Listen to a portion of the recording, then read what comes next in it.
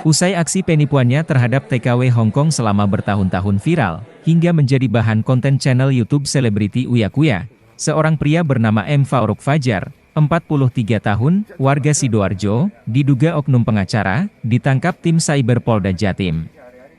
Modusnya adalah menggaet sejumlah TKW Hong Kong yang menjadi sasarannya, untuk menjalin asmara semu hingga berkencan, yang ujung-ujungnya mengajak untuk berhubungan badan lalu diperas uangnya.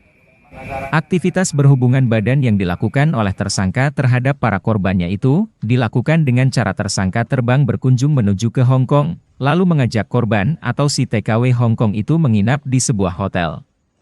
Saat melakukan hubungan badan, tersangka akan melakukan aktivitas perekaman video menggunakan ponsel seluler miliknya. Video tersebut, belakangan diketahui dimanfaatkan secara sengaja oleh tersangka untuk melakukan aksi pemerasan terhadap si TKW Hong Kong, yang telah dikencaninya hingga sempat berhubungan badan.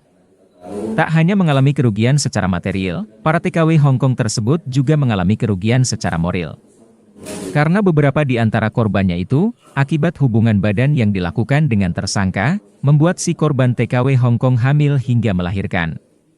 Saat mengetahui si pacar TKW Hong Kong telah hamil atau mengandung anaknya, tersangka tidak bertanggung jawab. Ia memilih mencampakkan si pacar atau TKW Hong Kong tersebut, bahkan hingga sang bayi lahir. Berdasarkan informasi yang dihimpun, terdapat korban TKW Hong Kong yang telah mengandung hingga melahirkan sejak 7 tahun lalu.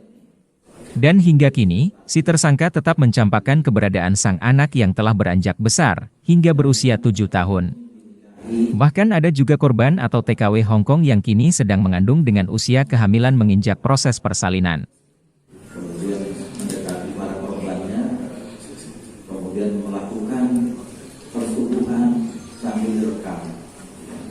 Dan kemudian tercatat sedikitnya 16 orang TKW asal Jatim yang menjadi korbannya, dan 4 orang korban di antaranya diketahui telah melahirkan hingga anaknya tumbuh besar. Sedangkan 1 orang korban sisanya, keguguran saat mengandung. Kapolda Jatim, Irjen Pol Tony Harmanto mengatakan, tersangka menipu para korban TKW Hong Kong dengan cara mengencani mereka, lalu diajak berhubungan badan untuk direkam videonya diam-diam. Lalu dokumentasi video bersama korban itu, dimanfaatkan tersangka untuk meminta uang pada para korbannya. Seandainya korban menolak, tersangka mengancam menyebarkan video korban, sehingga membuat korban ataupun keluarga korban malu. Saat ini, tercatat jumlah korban yang merasa dirugikan atas perbuatan pelaku berjumlah 16 orang. Mereka semua berstatus sebagai TKW yang bekerja di Hong Kong dan Taiwan. Kendati penyidik sudah menghimpun sementara data jumlah korban, Irjen Pol Tony Harmanto menduga, jumlah korban atas perbuatan tersangka lebih banyak dari perkiraan sementara berdasarkan data yang ada.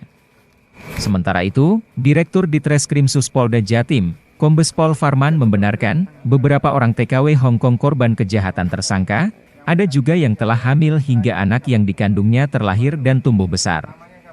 Anak korban dari tersangka, tercatat ada yang berusia 6 hingga 7 tahun, dan selama kurun waktu tersebut, tersangka tidak pernah mempertanggungjawabkan perbuatannya.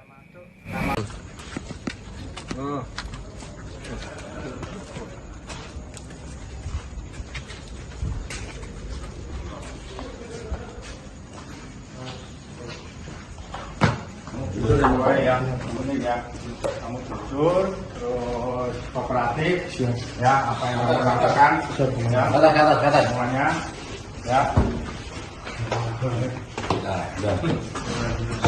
kasus-kasus yang banyak dengan ini, karena kita tahu pekerja migran Indonesia ini mereka adalah 5 terbesar penyumbang devisa negara.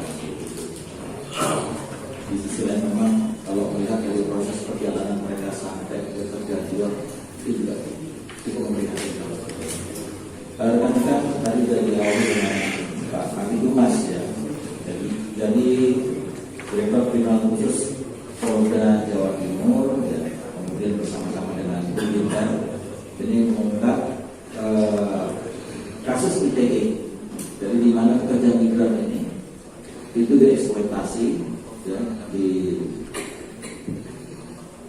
dijanjikan dengan iming-iming dinikahi, ya, oleh pelaku yang mengaku sebagai pengacara, ya. Kemudian mendekati para korban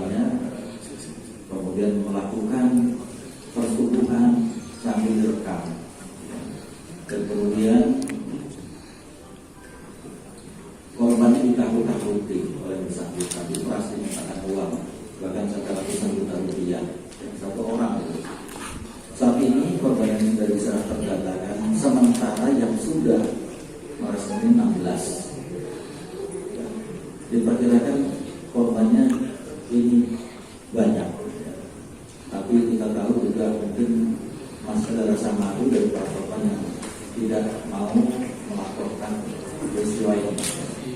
Kita juga berkolaborasi dengan mitra kita di sana untuk bisa mencari tahu korban-korban yang lain yang kita harapkan juga bisa mendukung proses penegakan hukum yang kita lakukan ini.